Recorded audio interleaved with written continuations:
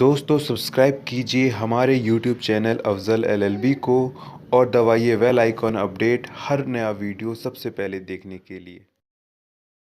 Welcome back friends, मैं हूं अफजल और आप देख रहे हैं अफजल एलएलबी यूट्यूब चैनल। आज के इस वीडियो में हम बात करने वाले हैं कि किसी भी केस में आप कैसे बरी हो सकते हैं, यानी कि आप कैसे अपराध मुक्त हो सकते हैं। बहुत सारे लोगों को जॉब से रिलेटेड प्रॉब्लम रहती हैं, उन्हें जॉब लेना होता है, ठीक है, केस चल गया तो प्रॉब्लम आ जाएगी उन पर, ठीक है। तो वो इस वजह से चाहते हैं अगर उन पर कोई केस है कि भाई ये केस इस किस्से में कैसे भी छुटकारा मिल जाए। या फिर बहुत सारे लोग कोर्ट कचहरी के चक्कर काटने से बहुत तंग आ जाते हैं, या फिर वो चाहते नहीं हैं कि उनके ऊपर किसी भी प्रकार का कोई प्रेशर हो, किसी प्रकार से वो अदालतों के चक्कर कटाएं, किसी प्रकार का बाउंडेशन नहीं चाहते, ठीक है ना।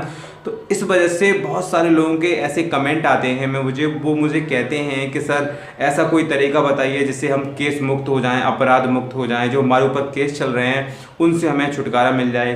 तो फिर मैंने प्लान किया कि क्यों ना मैं इस पर एक वीडियो बना देता हूं जिसमें आपको मैं एक सही बात बता देता हूं और वो तरीके भी बताऊंगा जिसके आधार पर आप किसी भी केस से दोष मुक्त हो सकते हैं, ठीक है ना। तो चलिए समय ना गंवाते हुए वीडियो शुरू करते हैं।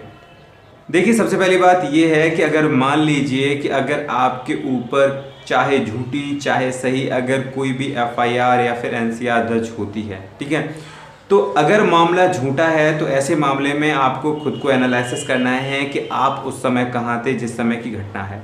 जाहिर सी बात है कि अगर घटना झूठी है, ठीक है ना, तो कोई भी एविडेंस सही नहीं होगा। तो आप अपने आप को एनालिसिस करें कि जिस समय की घटना को दिखाया गया है रिपोर्ट में उस समय आप खुद कहाँ थे, ठीक है ना, और उससे संबंधित आप सबूतों को थाने में प्रस्तुत करें, थाना प्रभारी के सामने प्रस्तुत करें और इस बात को एक्सप्लेन करें कि आपको झूठा फंसाया जा रहा है या जो भी व्यक्ति है वो आपसे जलता है। सिंपल सी बात है, अगर मामला झूठा है तो, ठीक है। दूसरी बात, लेकिन अगर आपके खिलाफ कोई ऐसी एफआईआर दर्ज हुई है जो बिल्कुल जेन्युइन है, यानी कि जिसमें आपका हाथ रहा है या आपके द्वारा ऐसा कोई अपराध किया गया है, अगर ऐसे मामले में कोई एफआईआर दर्ज होती है तो ऐसे मामले में आपको चाहिए कि आप बिचमनिया जिसे बोलते हैं, बीच के लोगों को आप लीजिए, ठीक है ना, और मामले में कॉम्प्रोमाइज़ करने की कोशिश कीजिए। मेरी बात समझ में आ रही है? मामले में कॉम्प्रोमाइज़ करने की कोशिश कीजिए और यहाँ पर आप जाके विपक्ष से मिल सकते हैं, ठीक है ना, कॉम्प्रोमाइज़ कर सकते हैं। इस तरह से जो रिपोर्ट दर्ज हुई है उसमें एफआईआर लग जाएगी। लेकिन अगर मान लीजिए कि अगर कोई संगीन मामले में, यानी कि मर्डर है, बलात्कार है, किडनैपिंग है, ठीक है ना, डकैती है, इस ऐसे मामले में अगर कोई एफआईआर दर्ज होती है और आरोपियों की गिरफ्तारी अगर होती है, ठीक है ना, आरोपियों को गिरफ्तार करके पुलिस जेल में भेज देगी, उसके बाद कोर्ट में चार्जशीट लगेगी और चार्जशीट के बाद फिर चार्ज बनेगा। मैं आपको थोड़ा शॉर्ट में बता रहा हूँ। चार्ज बनेगा और चार्ज बनने के बाद फाइल जो अगले स्टेप पर चली जाएगी, यानी कि प्रोसिक्यूशन एविडेंस की स्टेज पर। इस स्टेज पर क्या होगा, वादी की तरफ से यानी कि अभियोजन पक्ष की तरफ से अदालत में गवाहों को प्रस्तुत किया जाएगा जो कि आरोपी के खिलाफ गवाही देंगे, ठीक है ना। अगर किसी भी तरह से गवाह हॉस्टाइल हो जाते हैं, ठीक है ना, तो उस कंडीशन में भी आरोपी को बेनिफिट मिल सकता है। अब बात बोलते हैं हॉस्टाइल क्या होता है।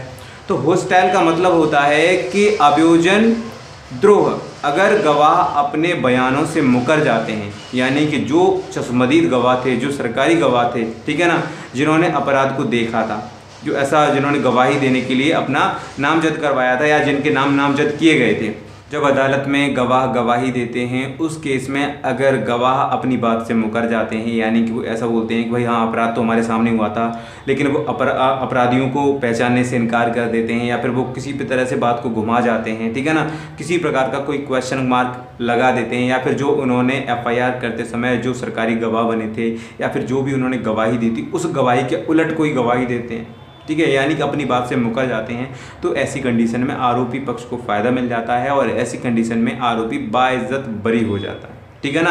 तो यहाँ पर आपने ये समझ लिया कि संगीन अपराध में भी आप कैसे बच सकते हैं, अपनी जमानत कैसे करा सकते हैं, कैसे निर्दोष साबित हो सकते हैं, ठीक है, सॉरी जमानत की मैं बात भूल गया, कैसे अपने आप को निर्दोष साबित करा सकते हैं। तो एक तो स्टेज ये आ गई कि अगर एफआईआर हुई है तो एफआईआर के टाइम पे आपको मौका मिलेगा, थाना प्रभारी को आप समझा सकते हैं, ठीक है ना, एविडेंस प्रस्तुत कर सकते हैं, गवाहों को प्रस्तुत कर सकते हैं। अगर थाना प्रभारी को समझ में आता है तो वो एफआईआर लगा देगा, आप तब बच जाएंगे। दूसरा स्टेप, प्रोसिक्यूशन एविडेंस जब गवाहों को प्रस्तुत किया जाता है, अगर गवाह अपनी बात से मुकर जाते हैं यानी हॉस्टाइल हो जाते हैं तो उसका बेनिफिट मिल जाएगा, तब आप बाइज्जत बरी हो सकते हैं। या ये तो संगीन केस में भी वैलिड है, अगर संगीन केस होने के बावजूद भी अगर गवाह हॉस्टाइल हो जाते हैं तब भी आपको बेनिफिट मिलता है, यानी कि जो आरोपी है वो बाइज्जत बरी हो जाएगा। दूसरा स्टेप ये है कि अगर मान लीजिए कि अगर आप कोई केस लड़ रहे हैं, ठीक है ना, तो आप अदालत में सबूत और गवाहों को प्रस्तुत कीजिए। अगर कोई घटना झूठी बनाई गई है, आपके खिलाफ झूठी लिखाई गई है, तो उस केस में आप सबूत गवाहों को प्रस्तुत कीजिए। उसमें एक स्टेज आती है जिसमें बोलते हैं डिफेंस एविडेंस, उसमें आप अपने सबूतों को पेश कीजिए। उनके जो गवाह हैं, जो आपकी तरफ से जो वकील होगा वो भी जिरह करेगा उनके गवाहों से, जिसे हम क्रॉस एग्जामिनेशन कहते हैं। तो उसमें कमी निकालें। अगर मामला झूठा है तो उस केस को भी एनालिसिस किया जा सकता है। इसी तरह से आपको एक और मौका मिलता है जब फाइल डिफेंस एविडेंस में चली जाती है, यानी कि आरोपी पक्ष ये कहता है कि अदालत में हम अपने सबूत और गवाहों को रखना चाहते हैं, जिसे हम डिफेंस एविडेंस बोलते हैं। उस स्टेज पर आरोपी पक्ष की तरफ से अदालत में गवाहों और सबूतों को प्रस्तुत किया जाता है, जिससे कि वो अपनी बेगुनाही साबित कर सके। ठीक है, इसमें गवाह ये बोलते हैं कि जिस समय की घटना है उस समय ये व्यक्ति हमारे साथ मौजूद था, या हम बाहर थे कहीं, कुछ भी XYZ, या कोई दस्तावेज पेश कर सकता है, कोई टिकट पेश कर सकता है कि उस समय मैं फ्लाइट में, मैं अमेरिका में था, मैं लंदन में था। ठीक है, या फिर मैं कहीं ड्यूटी दे रहा था, उसकी कोई रिपोर्ट दे सकता है, कि उसकी अटेंडेंस शीट दे सकता है। ठीक है ना, जिससे कि वो अपने आप को बचा सके। दूसरी बात यह है कि उसके बाद जो गवाह होंगे या फिर जो गवाह हैं वो इस तरह की गवाही दे सकते हैं कि जिस समय की घटना है उस समय मैं वहाँ मौजूद था। यहाँ पर आरोपी पक्ष की तरफ से जो गवाह होते हैं वो अदालत में कहते हैं कि जिस समय की घटना को दिखाया गया है उस समय जो आरोपी व्यक्ति था वो हमारे साथ था। मेरी बात समझ में आ रही है ना? आरोपी व्यक्ति था वो हमारे साथ था, और उस समय हम कहाँ थे? हम लंदन में थे या अमेरिका में थे। ठीक, उसका कोई प्रूफ दे जिससे ये साबित हो सके कि हाँ भाई जिस समय आरोपी व्यक्ति उस समय उस जगह बिजी था या उस समय फंक्शन में था। ठीक है ना, तो इस तरह से वो बचा सकते हैं। या फिर आरोपी पक्ष की तरफ से ऐसा कोई गवाह प्रस्तुत हो सकता है या फिर ऐसा कोई सबूत प्रस्तुत हो सकता है जो उसको बेकसूर साबित कर सके। ठीक है ना, कभी कभी लोग सच बोलने में भी उनकी बात झूठी साबित हो जाती है। ठीक है, तो ये ज़रूरी नहीं है कि कोई बात अगर सच कह रहा है तो उसके बिहाफ पे आपको सज़ा हो जाएगी। अगर उसमें से पॉइंट पकड़े जाएं, कभी कभी क्या होता है कि सच बात कहने में भी हम 50 गलतियां कर जाते हैं, और जिस वजह से जो आरोपी होते हैं वो बाइज्जत बरी हो जाते हैं।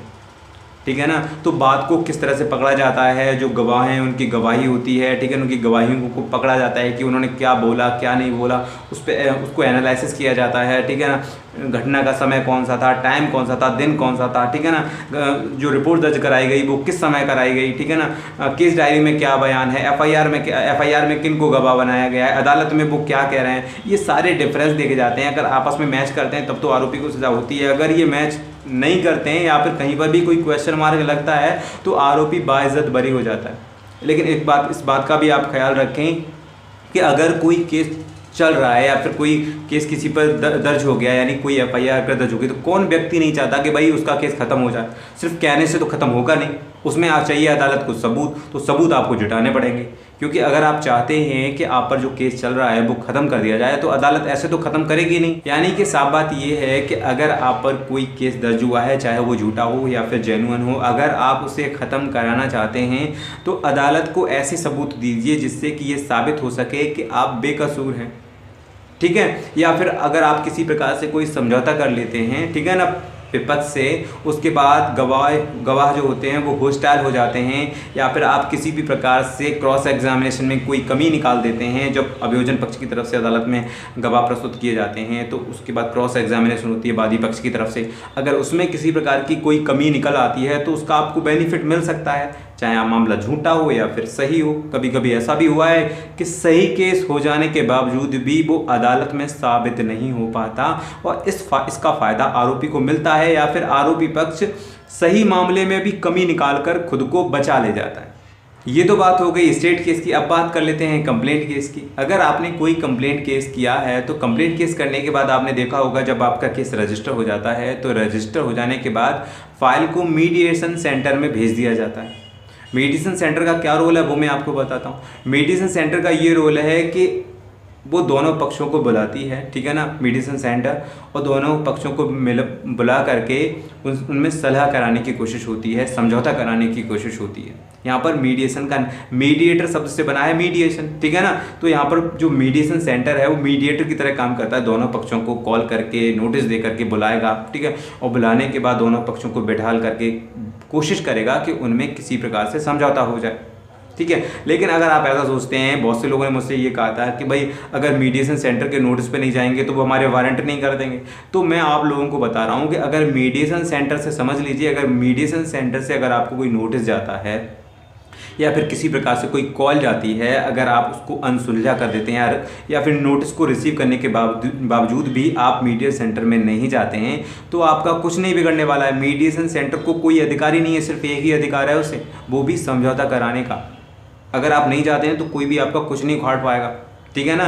सबसे बात यह है कि मीडिएशन सेंटर को एक ही अधिकार है, वो समझौता कराने का। आपने कोई कंप्लेंट केस किया, कंप्लेंट केस रजिस्टर हो जाने के बाद फाइल को सबसे पहले मीडिएशन सेंटर में भेज दिया जाता है, ताकि अगर दोनों पक्ष चाहें तो समझौता करके मामले को यहीं रफा दफा कर सकते हैं। मीडिएशन सेंटर क्या करता है, फाइल रिसीव हो जाने के बाद वो दोनों पक्षों को बुलाने की कोशिश करता है। अगर पक्ष आ जाते हैं तो वेरी गुड, दोनों में सलाह कराने की कोशिश होती है। अगर नहीं आते हैं तो भाई वो रिपोर्ट बना के भेज देता है 2-4 तारीख के बाद कि भाई पक्ष नहीं आ रहे हैं या फिर समझौता करना नहीं चाहते हैं, ठीक है ना। अपनी रिपोर्ट लगा के कोर्ट में भेज देता है, उसके बाद कोर्ट अपनी आगे की कार्रवाई करता है। या फिर अगर मान लीजिए कि अगर जो मीडिएशन सेंटर है जो आपको नोटिस भेजेगा, जो आपको कॉल करके या जैसे भी आपको बुलाता है, अगर आप जाते हैं, ठीक है, और वहाँ पर जो मीडिएशन सेंटर का जो रोल होता है वो होता है समझौता कराने का। अगर समझौता होता है तो वेरी गुड, वो अपनी रिपोर्ट लगा के भेज देगा कि भाई दोनों पार्टियों में समझौता हो गया है, और कोर्ट में अपनी रिपोर्ट लगा देगा। इस तरह से मामला निपट जाएगा और आप भी बच जाएंगे किसी प्रकार के कोई किसी के केस से। लेकिन अगर समझौता नहीं होता है तो वो अपनी रिपोर्ट लगा के भेज देगा, भाई दोनों पक्ष जो में समझौता नहीं हो रहा है, रीज़न चाहे कुछ भी हो, आप गए हों या ना गए हों, वो रीज़न चाहे कुछ भी हो, वो अपनी रिपोर्ट लगा के भेज देगा, तो कोर्ट में आगे की कार्रवाई होती है, ठीक है। फिर आरोपियों को सम्मन भेजे जाते हैं, ठीक है ना। फिर आरोपी आता है, जमानत कराता है, चार्ज बनता है, प्रोसिक्यूशन एविडेंस में जाती है, उसके बाद फाइल CRPC की धारा 313 में जाती है, उसके बाद फाइल आर्गूमेंट में जाएगी या फिर जजमेंट में जाएगी या फिर डिफेंस एविडेंस में जाएगी, ठीक है। उसके बाद जो है आगे की कार्रवाई होती है। तो यहाँ पर बहुत सारे स्टेप्स हैं। मीडिएशन सेंटर में भी आप पार्टी से जो भी अपोजिशन वाले लोग हैं उनसे समझौता करके मामले को रफा दफा करा सकते हैं। अगर समझौता हो जाता है तो वेरी गुड। ज़्यादातर अक्सर दहेज उत्पीड़न के केस ऐसे होते हैं, अगर कोई कंप्लेंट केस दर्ज कराता है या फिर स्टेट केस दर्ज कराता है, समझ लीजिए अगर कोई कंप्लेंट केस दर्ज हो रहा है दहेज उत्पीड़न का, IPC की धारा 498A, अगर चाहे उसमें FIR दर्ज हो रही है या फिर आप कंप्लेंट केस कोर्ट से ही दर्ज करा रहे हैं, तो इस केस में क्योंकि ये दोनों से रिलेटेड है, कंप्लेंट भी है और स्टेट भी, दोनों तरीके से किया जा सकता है, इसलिए इसमें दोनों ही तरीके में फाइल को मीडिएशन सेंटर में भेजा जाता है, ठीक है। अगर समझौता होता है तो वेरी गुड, अगर समझौता नहीं होता है तो जो है मीडिएशन सेंटर अपनी रिपोर्ट लगा के भेज देता है कि भाई इन लोगों में समझौता नहीं हो रहा है, और कुछ मीडिएशन सेंटर नहीं कर सकता, ना ही तो आपको जेल भेज सकता है, ना ही आपके खिलाफ कोई आदेश कर सकता है, ना ही वारंट कर सकता है, कुछ भी नहीं कर सकता मीडिएशन सेंटर। अगर आप मीडिएशन सेंटर नहीं भी जाते तब भी आपका कुछ भी नहीं होगा, तो मीडिएशन सेंटर अपनी रिपोर्ट लगा के भेज देगा कि भाई दूसरी जो पार्टी है वो अदालत में नहीं आई या फिर वो केस को लड़ना चाहती है, कुछ भी XYZ, वो अपनी रिपोर्ट लगा के भेजेगा, कुछ भी आपका नुकसान नहीं है। एक बात का हमेशा ख्याल रखिए कि आपके खिलाफ जो भी केस दर्ज किया गया है, फिर चाहे वो किसी रिपोर्ट के ज़रिए NCR हो या फिर FIR के ज़रिए आप पे केस किया गया हो या फिर कोर्ट से कंप्लेंट केस करके आप पे केस किया गया हो, आपको जिस बात पर ध्यान देना है वो इस बात पर ध्यान देना है कि जो केस आप पर किया गया है उसमें जो धाराएँ हैं, ठीक है, वो कंपाउंडेबल हैं या फिर नॉन कंपाउंडेबल हैं, यानी कि वो समझौता करने योग्य हैं या फिर नहीं हैं।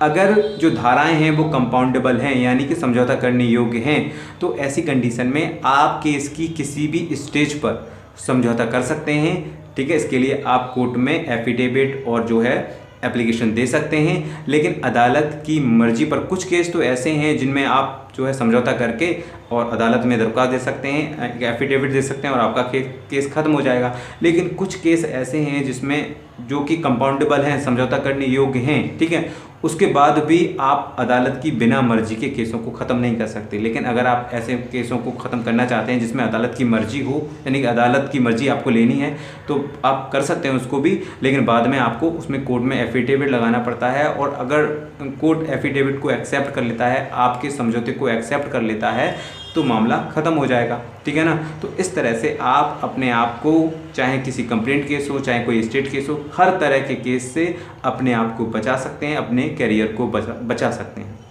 दोस्तों, आशा करता हूँ ये वीडियो आपको पसंद आया होगा। अगर वीडियो से रिलेटेड कोई भी कन्फ्यूज़न है तो आप मुझे कमेंट बॉक्स में लिख सकते हैं। चलिए मिलता हूँ एक नई वीडियो के साथ, तब तक के लिए गुड बाय।